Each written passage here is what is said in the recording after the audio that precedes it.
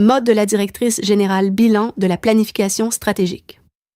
Il y a un peu plus de 5 ans, le Conseil d'administration de l'Ordre adoptait un plan stratégique ambitieux pour la période 2021 à 2025. En 2024, le système professionnel était au cœur d'un chantier de modernisation mené par le gouvernement du Québec et l'Office des professions du Québec. En raison de l'incertitude causée par ce chantier et de ses répercussions potentielles sur l'Ordre, sa structure, sa mission, ses responsabilités et ses activités, le Conseil d'administration a choisi d'attendre une année supplémentaire avant d'élaborer une nouvelle planification stratégique. Il a donc prolongé le plan en cours jusqu'en 2026. Des activités réservées aux hygiénistes dentaires et une autonomie importante. Un chapitre se termine avec la clôture de ce plan qui a orienté les actions de l'Ordre durant 5 ans. Un chapitre important puisqu'il a été marqué par la mise en place de ce grand chantier que l'on a appelé la modernisation de la profession.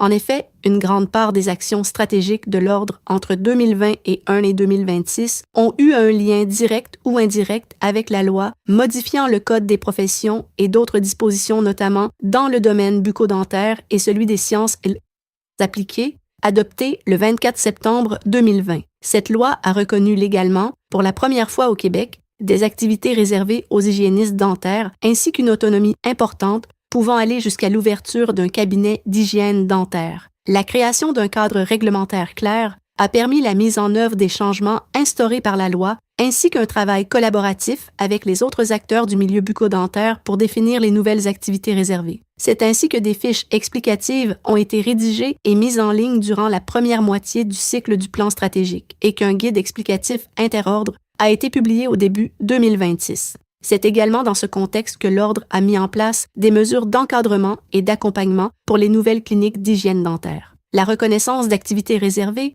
a en outre impliqué une nouvelle surveillance quant à l'exercice illégal par des personnes qui ne sont pas dûment inscrites au tableau des membres de l'Ordre. Rayonnement, notoriété et attractivité de la profession. Le second grand chantier du plan 2021 à 2026 concernait le rayonnement, la notoriété et l'attractivité de la profession. Des plans de communication et des campagnes d'information, incluant une publicité télévisée, ont ainsi été réalisés dès les premières années. Le but était de valoriser la profession auprès de la relève, mais aussi de faire connaître au public le rôle important que peuvent jouer les hygiénistes dentaires pour leur santé. Si, au moment de l'élaboration des objectifs stratégiques, nous souhaitions augmenter le nombre d'inscriptions dans les programmes de techniques d'hygiène dentaire, nous faisons aujourd'hui face à un tout autre enjeu.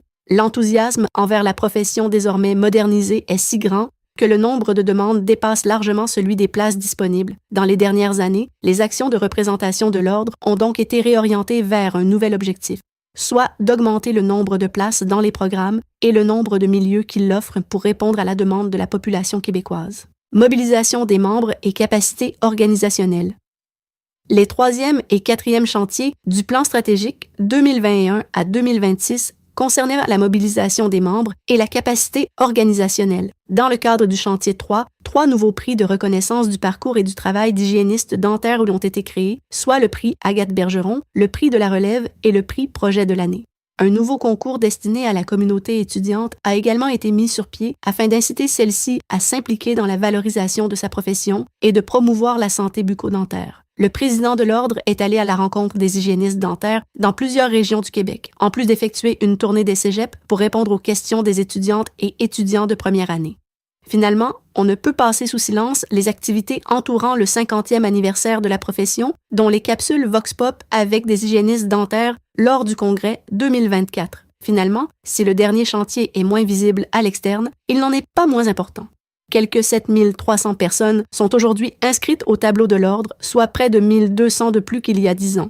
Forte croissance, modification au système professionnel, modernisation de la profession. Il apparaissait incontournable d'actualiser la structure organisationnelle de l'Ordre et de lui donner la capacité nécessaire pour mener à bien sa mission de protection du public. Cependant, c'est un événement bien imprévisible, soit la pandémie de COVID-19, qui a propulsé les organisations dans une nouvelle organisation du travail. Elle a forcé l'accélération des pratiques que sont la numérisation et la virtualisation, tout comme le développement des formations en ligne ou des webconférences. Une chose n'a toutefois pas changé entre le début de l'année 2021 et aujourd'hui. L'engagement de l'Ordre à réaliser sa mission de protection du public et à outiller les hygiénistes dentaires pour qu'elles et ils jouent leur rôle de premier plan dans la santé bucco-dentaire des Québécoises et des Québécoises. Geneviève Dorès-Beauregard, directrice générale.